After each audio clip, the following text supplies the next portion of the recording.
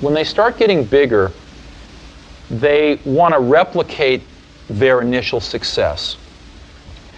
And a lot of them think, well, somehow there's some magic in the process of how that success was created. So they start to try to institutionalize process across the company. And before very long, people get very confused that the process is the content. And that's ultimately the downfall of IBM. IBM has the best process people in the world. They just forgot about the content. And that's what happened a little bit at Apple, too.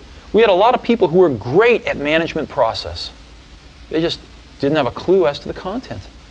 And in my career, I found that the best people, are the ones that really understand the content, and they're a pain in the butt to manage, But you put up with it because they're so great at the content. And that's what makes great products. It's not process, it's content. What you're doing, what do you tell a pain like that? Well, we have 100 amazing people working at Twitter right now, and we have a lot of ideas for revenue models that will sustain the company. And they're actually being experimented with today.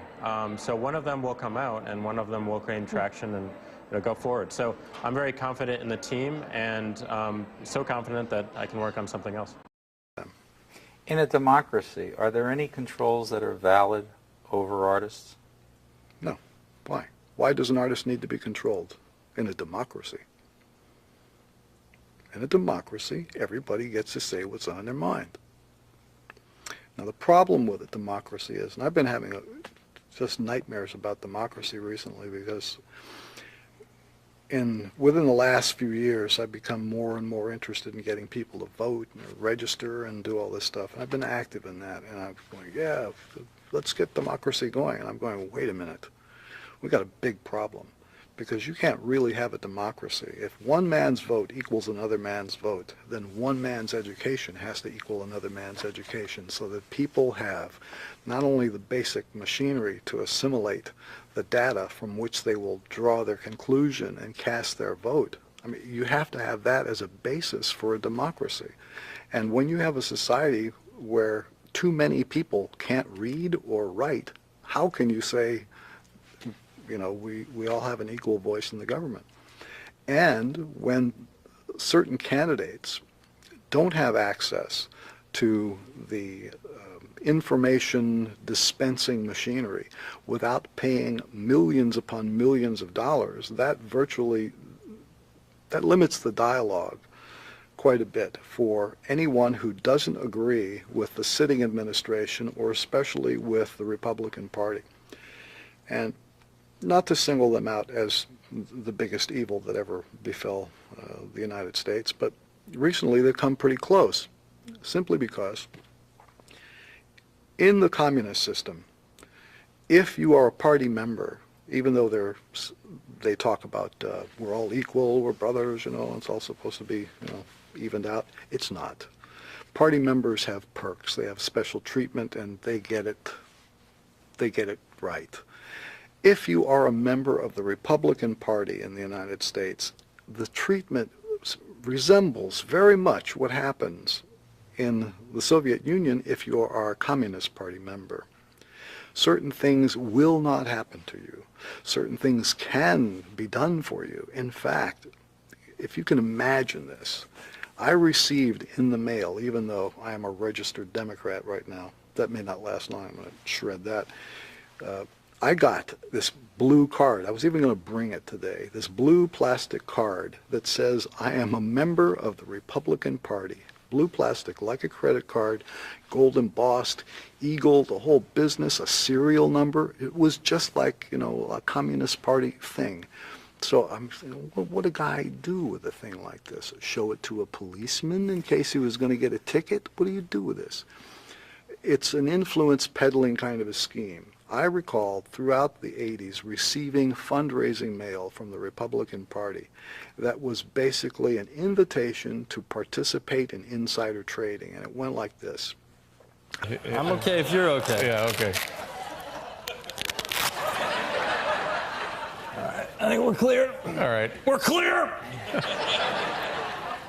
How's it going, David? Good, how are you? I'm excellent. There he is, ladies and gentlemen.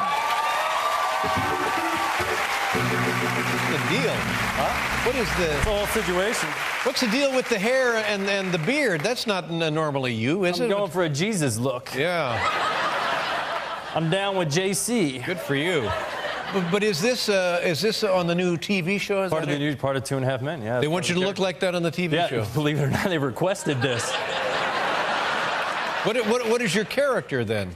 I don't know how much I'm allowed to reveal about... You can tell everything. Okay, okay. You run CBS. So That's right, yeah. If you don't come clean tonight, people will think less of you.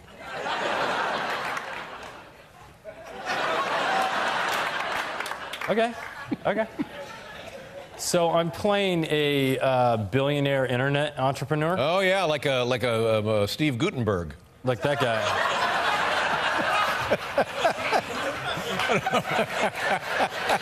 Yeah. No, that was 2 Men and a Baby, wasn't it? I don't know. 3 Men and a Baby? I don't know what I'm talking about. Different show. Yeah. So like a young entrepreneur. This is auto theft detective Nick Polovsky. Detective, you seem to have gone very much out of your way to make sure that we were here for these raids. Well, that's right, ma'am. I realize that homicides and splashy robberies get most of the headlines, but it's about time this sort of crime get the attention it deserves. Now, it's impossible to make a real dent, but it is possible to hurt the individual assholes who are fucking it up for everyone. Now, I happen to know of a prick that's responsible for the whole fucking operation, and that son of a bitch is hurting out there, and I'm fucking liking it. South Africa? Yes. No, I wouldn't go there. Unless it was, unless it was cool. If it's not cool down there, I can't go down there. Meaning that if it's just not...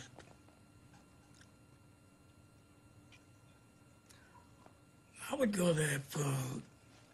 I would play for Bishop Tutu, but I'm not going to play for the whites. For the white prejudiced people, racists.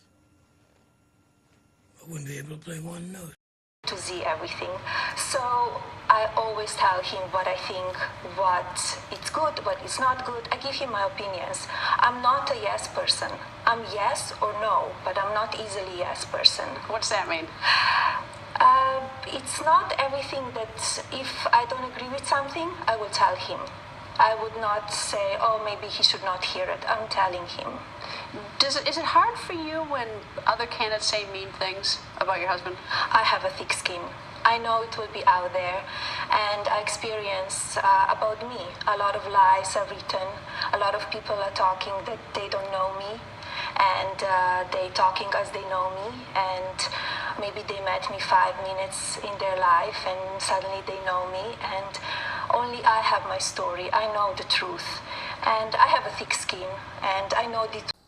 Does this reverence for all living things mean that I shouldn't have hit that mosquito that just bit me here? No, I'm serious about that. Is there a danger of excess in this? A lot of people say, well, you who care about the environment are going to extremes. Usually my practice is something like this.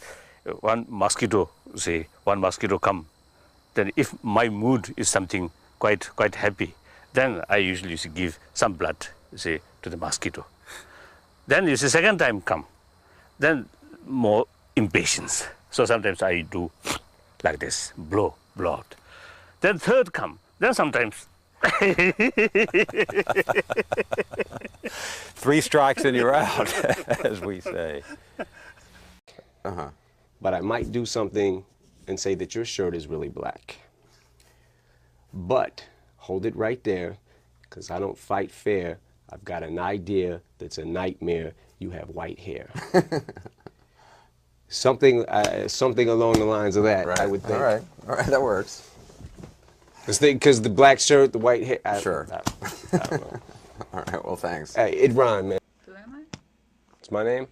I was Marshall Mathers. Now I'm just a shell of who I used to be. Tonight and more, 60 Minutes. And I'm Marshall Mathers. All that and what? All that and more? Tonight on 60 Minutes? And I'm Marshall Mathers.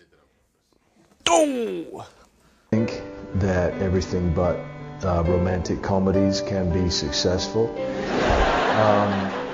And so I'd like to try all of them.